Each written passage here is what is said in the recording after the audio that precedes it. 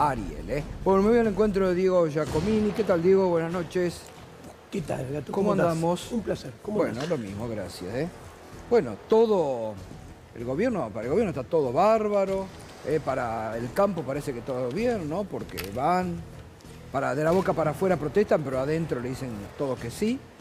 Bueno, eso, los aplaudidores de la sociedad rural o de las cámaras empresariales, a mí no me sorprenden en lo más mínimo, porque toda la vida han aplaudido a todos o a prácticamente todos. O sea, es más de lo mismo. Gobiernos que inventan un relato tampoco me sorprende, porque es la regla, no es la excepción. A ver, acá la realidad es totalmente diferente a lo que pregona el gobierno. Por eso es tan intenso y cada vez más intenso en vender un relato. Cuando uno quiere vender algo en forma cada vez más intensa, quiere decir que la realidad se aleja de eso que uno quiere vender. Concretamente, dólar, vayamos por tema, sí, si te parece, ¿no? Sí, ahí lo marcaba recién antes. Por eso empecé con eso. Dólar. El esquema cambiario Milei-FMI es prácticamente idéntico técnicamente al esquema cambiario Macri-FMI, Claro. pero con mucha menos credibilidad y mucha menos reputación. ¿Por qué? Muy sencillo. Macri firma el acuerdo e inmediatamente el dólar va a la banda inferior. Coquetea con la banda inferior durante 6, casi 7 meses, en los cuales en los cuales Caputo compraba reservas, el Banco Central compraba reservas, acumulaba reservas y después se le desmadra la situación y termina fracasando en el mes número 13, número 14. ¿Por qué tiene mucho menos reputación y credibilidad? Milei decía en las redes, sus laderos decían, el dólar va a ir a 1000, lo van a tener a 1000. A 900, Cuando esté en 1000, vamos a comprar reservas y de hecho podría ir a 600, decía Milei. También. Bueno, ¿qué pasó? Firmaron el acuerdo y el dólar nunca, ni siquiera viajó a la banda inferior. El dólar oficial, tanto en su versión mayorista como en su versión minorista, desde el comienzo tuvo tendencia creciente.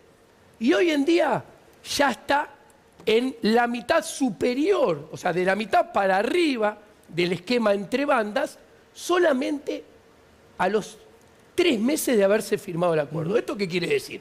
Que nunca nadie le creyó ni desde el principio, tiene mucho menos reputación y menos credibilidad. Entonces, este esquema va a durar menos que el de Macri y seguramente va a tener que ser cambiado antes de esos 13, 14 meses que duró Macri. Yo a mis clientes les decía, desde que se firma el acuerdo, ustedes van a tener 3 bloques temporales. Desde el 14 de abril, que se firma el acuerdo, hasta final de junio, 30 de junio, pongamos arbitrariamente, que ahí va a parecer que el gobierno tiene más o menos controlada la situación. El gobierno hasta baja las retenciones, como muy bien dice el compañero, para adelantar liquidación de exportaciones. Dólares que tenían que ser liquidados en el segundo semestre fueron liquidados en el primero. ¿Cuánto? Un 15-16% de más. Son dólares que deberían venir ahora, pero ya vinieron en el primer semestre. Ahora, después le decía, en el segundo bloque, que definamos, va desde el 1 de julio al 30 de octubre, o sea, hasta las elecciones, este bloque temporal va a estar caracterizado, y esto lo decía hace 3 meses, por un tipo de cambio que va en la tendencia a ir subiendo hacia la banda superior. De hecho, hoy ya está 12%, 11, 13% de la banda superior, nada más. ¿Y qué sucede con esto? A medida que se acerca a la banda superior, el mercado, que no estoy diciendo si está bien o está mal, es lo que cree el mercado. ¿Quiénes son el mercado? Los agentes económicos que compran y venden dólares, ya sea en la economía real o en la economía financiera. Pensaban que tenían que acumular reservas, no acumuló nada. Con lo cual, tiene muy poco para defender esa banda superior. Entonces, si vos unís los dos ingredientes, viaja hacia la banda superior en forma que se va acelerando y encima lo juntás con que tiene muy poco, ¿y qué tiene para defender el tipo de cambio? Todas medidas que tomaron todos los gobiernos anteriores, que tanto fue criticado por el mismo Milei cuando estaba fuera del gobierno. Vender contratos futuros, que cuando Sturzenegger sube al Banco Central de Macri, le pone el impuesto del 35% de ganancias porque dijeron que eran rentas extraordinarias que ganaron con la compra de dólar futuro, los privados. Segundo, lo vende vendiendo dólares ajenos. ¿Qué son ajenos? Un ejemplo, abriste el cepo. Para los individuos, no para las empresas. O sea, el cepo no está abierto. ¿Por qué? Esto es importante. Cero liberal, populista de derecha, porque los individuos votan, pero las sociedades no votan. Entonces, abro el cepo para individuos con los dólares del FMI que después va a tener que pagar toda la sociedad con impuestos futuros. Vendo dólares del FMI para contener. ¿Ok? Después, abro el cepo. Cuando uno va y un individuo compra dólares oficiales y lo deja en el sistema bancario, los dólares quedan ahí, o sea, no los va a buscar. El que no lo va a buscar, queda encajado el 20%. Ese 20% que del depositante forma parte de la reserva del Banco Central. La pueden utilizar para intervenir en el mercado. Después, colocaron ripo con los bancos, 2.000 millones de dólares que son deuda que van a tener que devolver en el corto plazo a los bancos. Y después, colocaron bonos en pesos que se suscribían en dólares por 1.500 dólares, 1.500 millones de dólares. Ahí tenés otros dólares alquilados, prestados, ajenos con los cuales pueden intervenir. Con toda esta batería van a tratar de evitar que el dólar se desmadre ante las elecciones. Ahora, ¿qué sucede? La información fluye en el siglo XXI. Todos los economistas, todas las personas de mercado van a estar mirando la performance, como vos dijiste, del mercado día a día. Cuanto más tengan que intervenir para mantener el dólar, en realidad lo que estás haciendo es agrandar los problemas a futuro y ahí entra el tercer bloque temporal. El tercer bloque temporal va del 1 de noviembre al 30 de abril. ¿Del año que viene? Claro, 1 de noviembre de este año, después de las elecciones, al 30 de abril. ¿Y ahí qué ve? ¿Qué prevé? Ahí lo más probable que este esquema cambiario tenga que ser modificado por otro.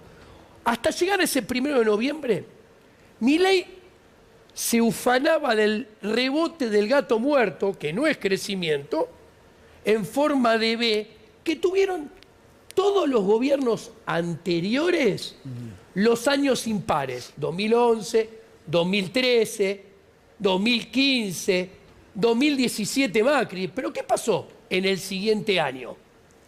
La economía cayó en los pares. Bueno, el rebote del gato muerto, en este caso, llegó hasta enero. Cuando vos mirás, por ejemplo, el índice general de actividad que hace Ferreres, Fausto Espotorno, que apoya al gobierno, ustedes pueden ver que febrero, marzo, abril y mayo, el nivel de actividad, el gato muerto que había rebotado, empieza a desacelerarse y caer de vuelta. Es decir, después de octubre, después de la elección, el plan es llegar a octubre como sea y después de octubre, Dios nos libre en igual. La economía real se va a enfriar todavía más, de acá a octubre. Y cuando termine octubre y empiece el tercer bloque, va a tener que ser cambiado el esquema cambiario, muy probablemente, y eso va a tener que sincerar un tipo de cambio real más elevado. Es un esquema engañoso, hay que decirle a la sociedad. Le están mintiendo sobre una situación actual que no existe, que además no la dice solamente vos, lo dicen todos los economistas que estamos consultando en este último tiempo, que hay que cambiar el esquema cambiario en la Argentina. Ahora, ¿no? ¿qué pasa si sube el tipo de cambio? En el corto plazo, la economía se va a enfriar más, la inflación algo se va a acelerar ¿Hoy está en recesión la economía argentina? La economía argentina se está enfriando, está cayendo el nivel de actividad y tenemos último dato, mayo, de la economía global. Y cuando pensemos en julio, agosto, septiembre va a estar más fría que en mayo. Andrés. Diego, buenas noches. El gobierno festejó Andrés. mucho el dato de inflación, 1,6%. ¿Crees que es algo que se puede sostener en el tiempo? El gobierno dice que tenemos superávit fiscal, entonces, como no estamos emitiendo pesos tampoco, la inflación va a tender a la baja y el año que viene va a desaparecer, dijo el gobierno. Mirá, todo eso está mal y es una mentira. ¿Ok? Miente el gobierno. Primero, la desinflación está sostenida, construida exclusivamente con el tipo de cambio pisado artificialmente y en forma transitoria. De hecho, entre la inflación, entre octubre del año pasado y marzo de este año, se comportó con forma de sonrisa, de U. Se dejó de bajar y se volvió a acelerar. La bajan con el acuerdo con el fondo que cierra la brecha en abril, porque había gente que importaba privados a contado con liqui, baja el contado con liqui porque cierra la brecha y baja la inflación. Eso también es lo que hizo artificialmente bajar y que haya deflación de mayoristas. Pero eso es pan para hoy y hambre para mañana. Y lo explico a todo el mundo. Es un error intelectual, condenado a fracasar, a que el mecanismo para bajar la inflación sea pisar el tipo de cambio. En Argentina va a fracasar siempre, y lo explico en un minuto. ¿Por qué? Para que no lo haga ningún economista nunca más. Pero es que Milei decía que el precio del dólar no importaba en la inflación. Ya Milei sé que decía eso, pero entendamos esto. Primer característica única de Argentina que no tiene ningún país del mundo. Todos los argentinos ahorran en dólares. En los otros países ahorran en su moneda. Entonces, este ahorro de los argentinos en dólares es un exceso de demanda de dólares que pasa en Argentina y no en los otros países. Sigamos. En todos los países del mundo, la mayoría emiten deuda en su moneda. Argentina emite deuda en dólares. Entonces, una característica que tiene Argentina y no los otros países. El Estado, entonces, demanda más dólares que los argentinos para ahorrar, con lo cual el exceso de demanda de dólares de parte del sector público todavía es más grande que el de los ahorristas argentinos. Hoy los bancos en términos anuales están vendiendo saldo neto, según qué día del mes les preguntes, entre 15.000 y 20.000 millones de dólares al año. Y el superávit comercial, único proveedor genuino de dólares en Argentina, va a rondar 4.000 este año, 5.000 como mucho. Sigo. Y después perdón, vos decís que los argentinos compran 15.000 palos por año para ahorrar. Lo que estamos comprando, a ver, más o menos proyectando, ¿no? La formación de activos externos de abril y mayo de Argentina, ¿qué son la formación de activos externos? Los dólares que los argentinos demandamos para sacarlo del sistema, para hacer lo que sea. La fuga, la famosa fuga. Ponele el nombre que quieras. Bueno, está entre 5.000 y 6.000. Es el mismo numerito que tenían en el 2018 y en el 2019 cuando se determinó desbarrancando todo a Macri. Pero déjame cerrar lo otro. Y después, ¿quién demanda dólares? La industria para producir. Cuando vos juntás estas tres canillas, te das cuenta que demanda para ahorrar, demanda del Estado, que no está en ningún otro país, más demanda para producir, que sí está en otros países, en Argentina el dólar está condenado a ser escaso. Y un bien que está condenado a ser escaso, ¿qué pasa con su precio? Sube. Entonces, el ancla del dólar puede ser solamente transitoria. Consecuentemente, la desinflación basada en pisar el dólar también es transitoria. ¿Escuchaste lo que dijo Fantino la semana pasada? Sí, lo escuché, lo que dijo Fantino. A ver. ¿Qué te parece? ¿Tiene razón? ¿Lo dice el Toto? ¿Lo reprodujo Fantino? Para mí es una realidad que lo que dijo Fantino es verdad, cuando digo es una realidad. Es así. A ver, no se espera un segundo semestre más difícil que el primer semestre, y a todos los argentinos no se espera una segunda mitad de mandato macroeconómicamente más complicada que la primer mitad de mandato. Lo mejor del gobierno de Javier Milei Está pasando. ya pasó. Ya pasó. Ya pasó. ¿Ok? La gente me va a decir, los defensores de Milei, ¿qué dice Giacomini? Si la inflación anualizada es 30 y recibimos 200. A ver, si vos mirás y ves si un auto está bien o está mal por cómo están los tapizados, ahí ya es tu problema. O sea, ¿qué quiero decir? Una macroeconomía y una microeconomía, su termómetro jamás pasa exclusivamente por la inflación, que además le digo algo a ellos. La convertibilidad, estoy comparando naranjas con mandarina, no estoy comparando una naranja con una banana. Bueno, pero ahora la serie de Menem, viste que está de moda. Pero yo te tiro un dato. En los primeros 18 meses de la convertibilidad, la inflación acumulada era 55%. En los primeros 18 meses de este plan de Milei, la inflación acumulada es 215%. O sea, este plan que ellos quieren vender como exitoso bajando la inflación, en ese métier tiene 4 veces más de inflación que Menem. Pero con la diferencia que el plan de Menem hizo crecer el PBI en el 91 y en el 92, los 2 años, al 10%, lo cual junto era un 20% en 2 años. Acá vas a terminar empatadito casi en cero, los 2 primeros años de gestión. O sea, este plan tiene mucho menos reputación y credibilidad, no solamente que el de Macri, sino que aquel de Menem. ¿Y dónde lo vemos? Javier Milei es el plan económico, nadie duda que su variable estrella, él apunta a la inversión y a la inversión privada. Bueno, Que todavía no llegó. concreto, en 18 meses de gobierno, Javier Milei es el único de los últimos 6 presidentes que tiene inversión extranjera directa negativa por 1.800 millones de dólares en los últimos, acumulada en 18 meses. Esta debacle empezó en el mes 12. O sea, ¿qué quiere decir? Hay un punto de inflexión en enero que la gente de afuera se da vuelta y saca más de lo que pone. No termina ahí. Si quiero pararme en el mes 12, o sea, antes que empiece la debacle de inversión extranjera directa, Javier Milei tenía la misma inversión extranjera directa que Alberto Fernández en el mes 12. Tenía un cuarto de la inversión extranjera directa que tenía Macri en el mes 12.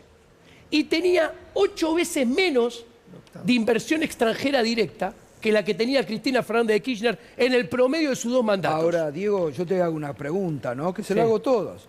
¿Por qué hay una mayoría todavía de los argentinos que le creen a Milei?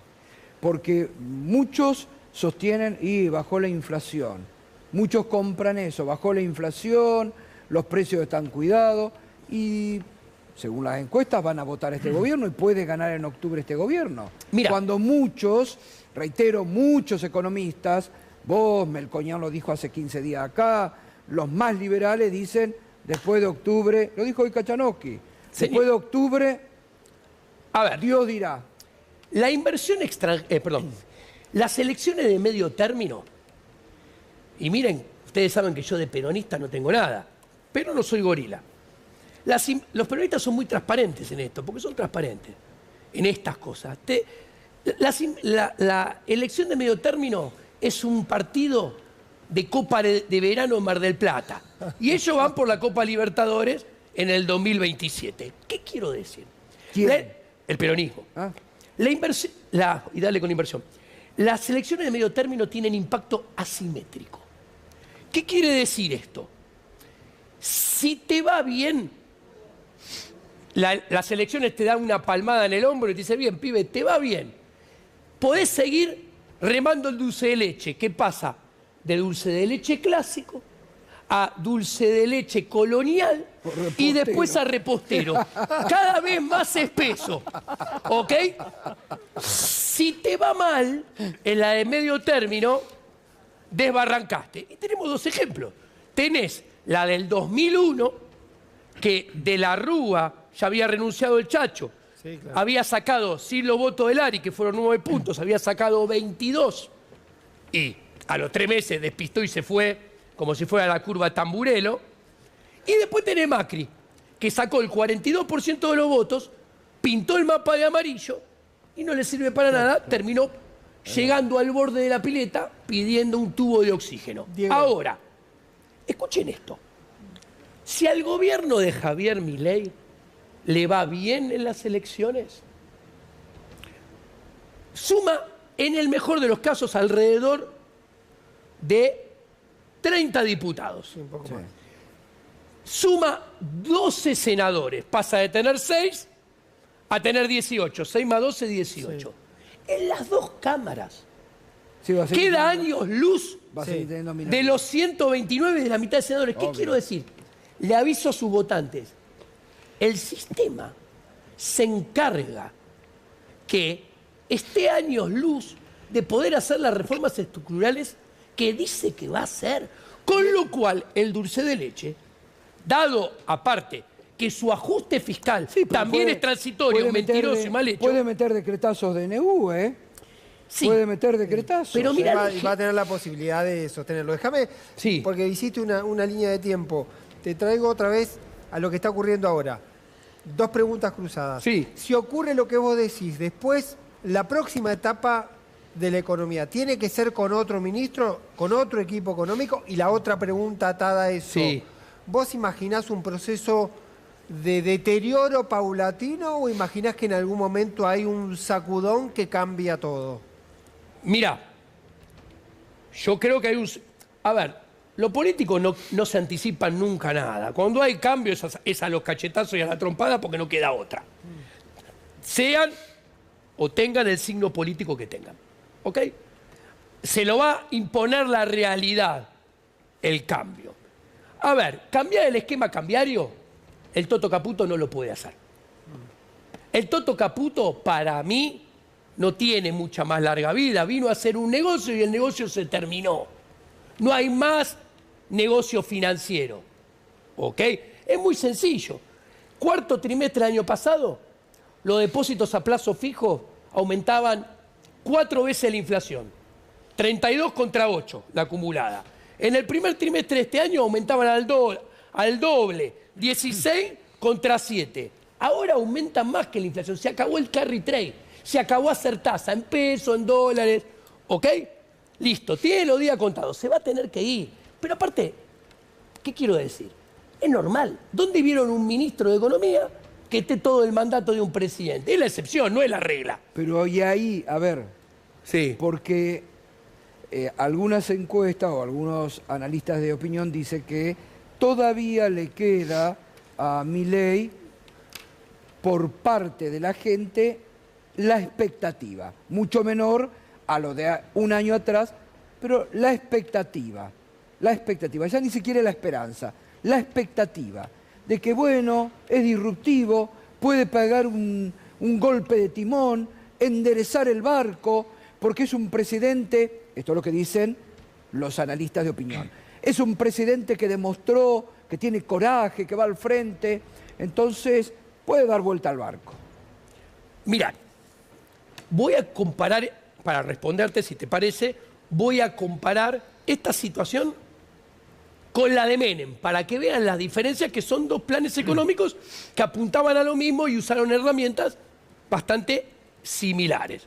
Menem, por un lado, empezó a generar desempleo, empezó a destruir puestos de trabajo en determinados sectores como la industria, gente se quedó sin laburo, la pobreza aumentó, pero del otro lado entregaba, ubiquémonos históricamente, cosas tangibles. ¿Qué quiero decir? Voto cuota. Yo tengo 53 años. Yo vi cómo el gas se cortaba todos los días 3 horas, cómo se cortaba la electricidad todos los días. Yo vi a mi viejo pedir 5 años anticipado un teléfono a Entel para ver si podía vender el departamento más caro porque tenía teléfono. Eso antes de Menem. Claro, por eso voy, antes de Menem. Yo vi a todo el mundo manejar Renault 12 504 durante 20 años. Vino Menem y a cambio de esos costos que mencioné antes, te dio, carísimos, pero te dio teléfono del primer mundo, te dio gas del primer mundo, te dio electricidad del primer mundo, te cambió el parque automotor, te dio estabilidad en serio, porque la inflación estaba en 4% anual, ¿Es verdad? y se crecía al 10 el PBI o al 9, y el voto cuota, tangible. Por eso Menem gana las intermedias, por eso Menem puede cambiar la Constitución, por eso Menem es reelecto, porque había cosas materiales, tangibles, que son más duraderas. ¿No lo ves ahora? Que la esperanza. ¿No lo ves ahora? La esperanza es pensamiento mágico. Sí. Tengo ganas de. Claro. Pero mientras que no haya nada tangible, la esperanza se acaba más rápido. El dólar barato es algo tangible. Hay mucha gente comprando, pidiendo cosas del exterior, viajando Exacto. este año. Exacto. Récord de turistas argentinos en Ahora, el exterior. La plata dulce. Ahí está, pero muchos votan eso. Esto es muy interesante. Está bien, Electoralmente. muchos votan eso. Muchos votan porque les importa un bledo que el país se esté destruyendo y que las economías regionales estén quebrando como están quebrando. Mucho vota lo que dice Andrés, la plata dulce. Andrés tiene razón, pero mirá esta observación que te hago. Vos tenés la sociedad argentina. Tenés un pedazo que es el mayoritario que no tiene dólares. Y después tenés otro pedazo que es menor, que tenía y tiene dólares. De este pedazo, una parte escupió contra su voluntad los dólares, los desahorró para mantener consumo a niveles bajos y ahora se está endeudando en tarjeta de crédito y a crédito personal para mantener el consumo a niveles bajos. Y después tenés otro que tiene dólares y sigue ahorrando en dólares, que es el que se beneficia de eso. Tarde o temprano, electoralmente en un sistema donde vota todo el mundo y el voto de todo vale 1, no te da. A ver, capaz ahora te da, pero en la Copa Libertadores del 2027 no sabemos si te va a dar. ¿Qué quiero decir? ¿Y para cuántos argentinos hay dólares? ¿Cuánto es el mundo, cuánto es el porcentaje de argentinos que va a poder acceder a los dólares? Bajo, no lo sé, pero es bajo. No hay duda de eso. Ahora, un ejemplo que yo quiero dar, porque es de los jubilados.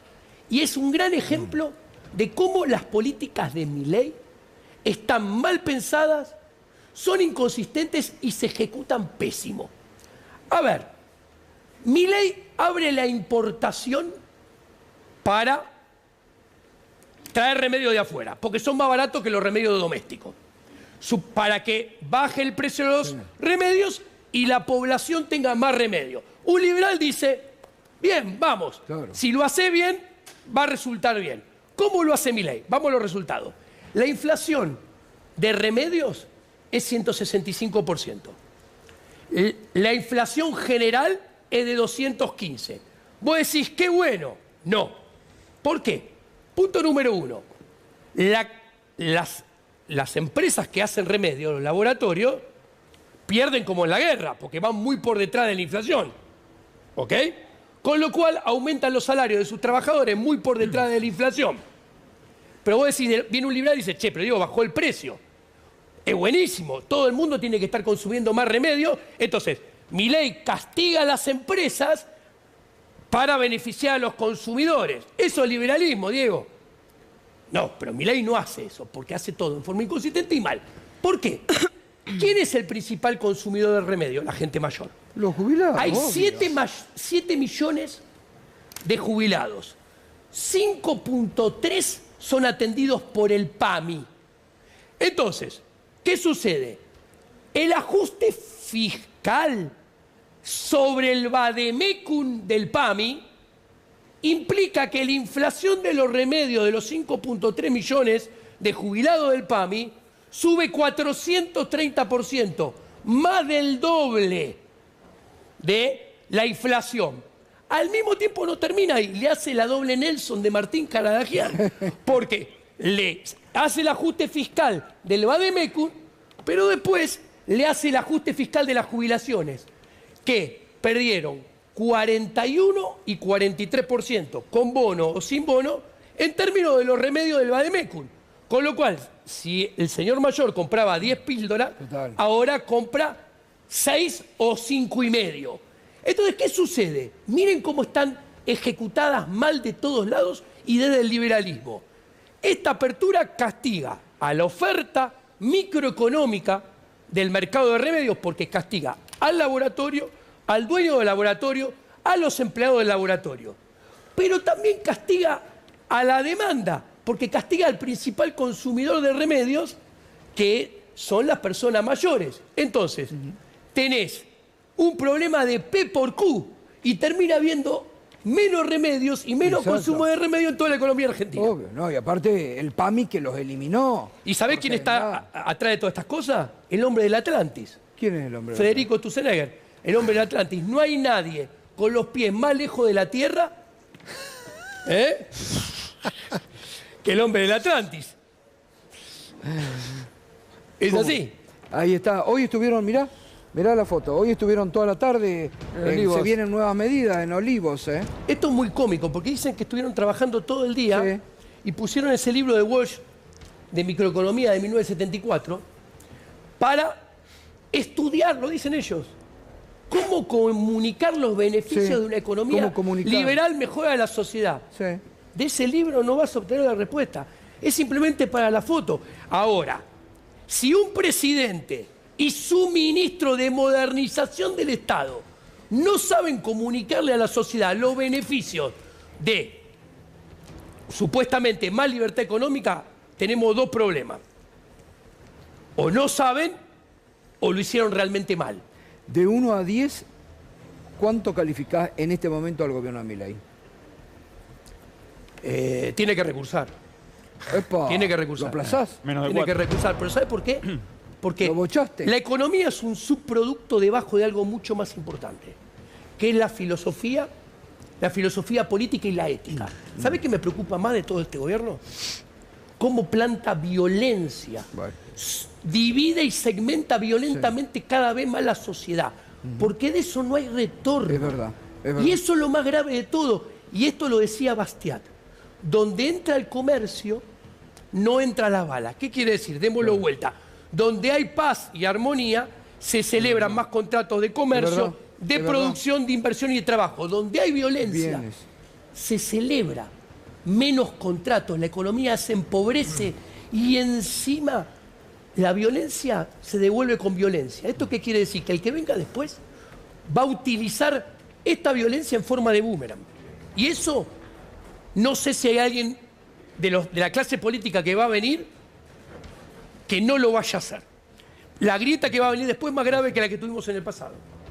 Eso es verdad. Y es muy preocupante, es lo que venimos advirtiendo.